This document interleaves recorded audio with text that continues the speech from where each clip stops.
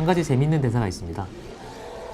2015년 어벤져스 에이지 오브 울트론에서 마인드 스톤으로 만들어진 비전은 냉혹하고 정확한 통찰을 내놓습니다. In the 8 years since Mr. Stark announced himself as Iron Man, the number of known enhanced persons has grown exponentially. And during the same period, the number of potentially world-ending events has risen at a commensurate rate. 어떻게 보면 맞는 말입니다. 아이언맨 2의 위플래시, 어벤져스 2의 울트론, 11화의 제모남자까지 모두 토니 스타크 때문에 태어난 악당들입니다. There was an idea to bring together a group of remarkable people. So when they needed us, we could fight the battles. 빌런이 있기에 히어로가 태어난 게 아니라 히어로가 있어서 빌런이 발생하는 아이러니한 상황. 이번에는 어떨까요? Tell me his name again. Thanos. 타노스는 누구고 무슨 이유로 우주의 절반을 날려버리려고 하는 걸까요? 오늘 썸 타볼 영화 어벤져스 인피니티 워입니다.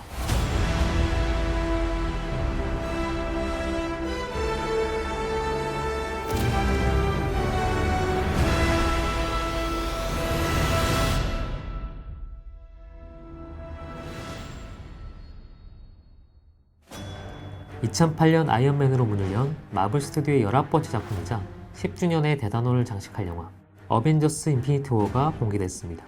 이 영화에 대한 정보는 여기저기서 넘쳐납니다. 사실 그걸 일일이 알아보는 게 마블 시네마틱 유니버스를 즐기는 또 다른 방식이기도 합니다. 하지만 거기에 또 하나의 정보를 보태는 건 재미가 없으니 이번 시간 무비썸에서는 조금 다르게 접근해 볼까 합니다.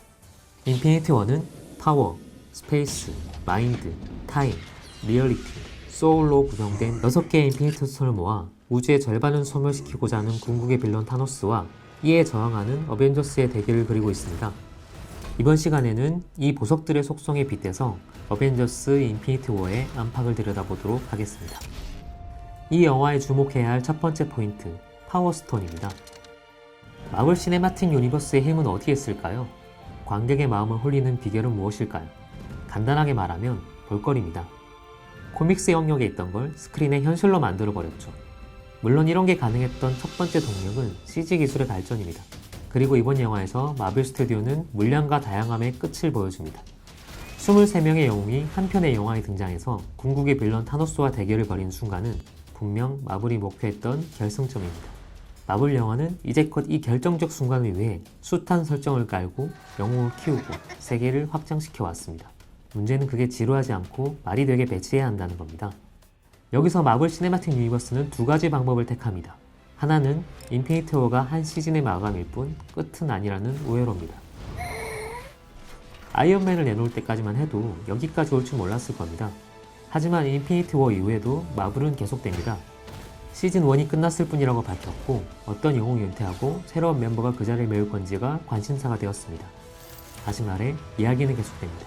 Went forward in time to see all the possible outcomes. Did we win any? 마블 시네마틱 유니버스는 서사에만 국한해서 표현한다면 영화의 드라마화라고 해도 좋습니다. This is a man. A handsome, muscular man. I'm muscular. But who are you kidding, Quill? You're one sandwich away from fat.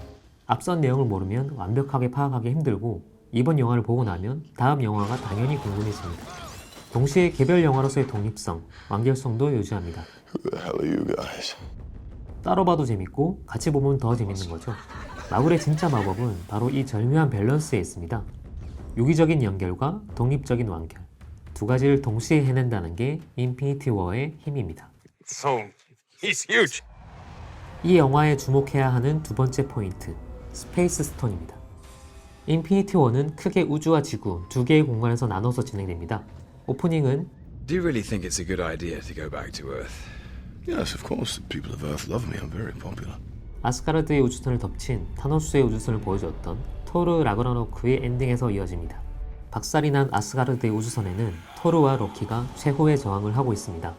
이미 노바 행성에서 파워스톤을 빼앗아온 타노스는 로키가 가진 스페이스 스톤을 요구합니다. 당연한 수순입니다. 히어로는 많은데 메인 빌런은 한 명이니 빌런이 부지런히 움직여야 하는 거죠.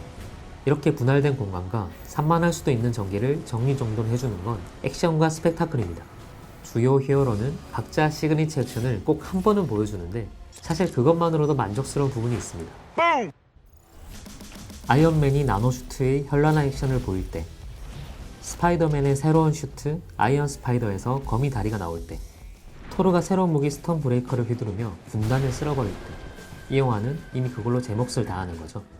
이건 물량을 과시하는 블록버스터의 속성인 동시에 다양한 색깔의 액션을 질리지 않게 볼 수 있도록 구성된 일종의 코스 요리에 가깝습니다.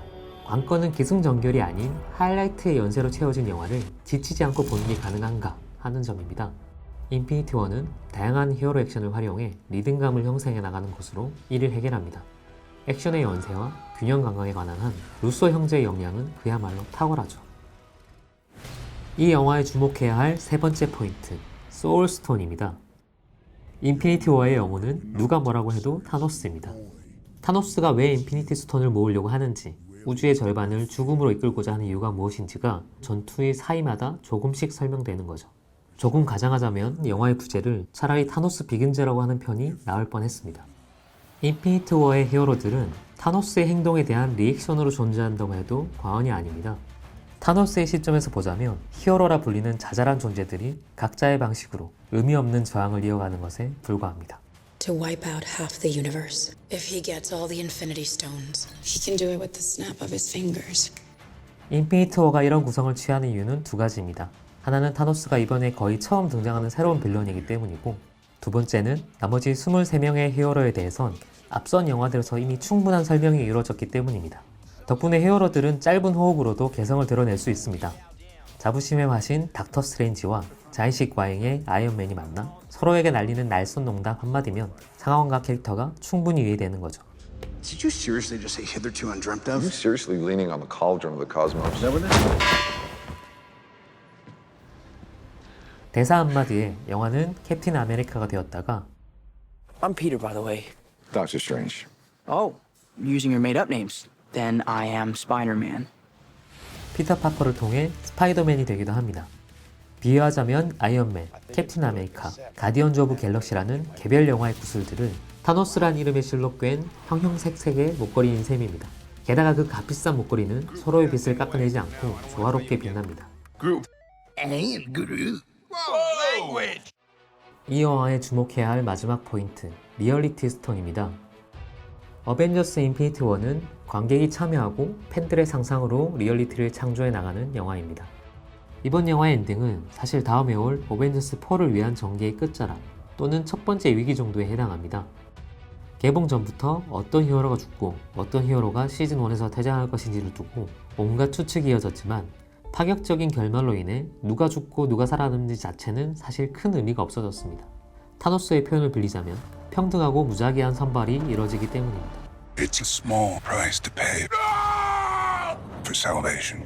인피니티 워의 엔딩을 장식하는 타노스의 묘한 미소는 10년 전 아이언맨에 참신했던 도발과 묘하게 겹칩니다. I am Iron Man. 아이언맨의 선언은 정체를 숨겨야 했던 히어로들을 해방시켰습니다. 타노스의 의미를 읽기 힘든 미소는 이번 영화의 결말을 열린 결말로 만듭니다. 적어도 어벤져스 4가 개봉하기 전까지 팬들로 하여금 무수한 우주, 무수한 시나리오를 상상하게끔 하죠. All right, kid. You're an Avenger now. 어벤져스 인피니티 워는 개별 영화로만 평가하는 게 큰 의미 없는 영화입니다. Join Earth's mightiest heroes. Not today, sir. Are you making your voice deeper? No. He just did it You're again. imitating the god. This is my voice. You mocking me? He's trying to copy me.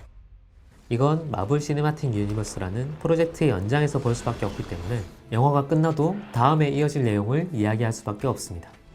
닥터 스트레인지는 왜 타임스톤을 넘기면서까지 아이언맨을 살리려고 한 걸까?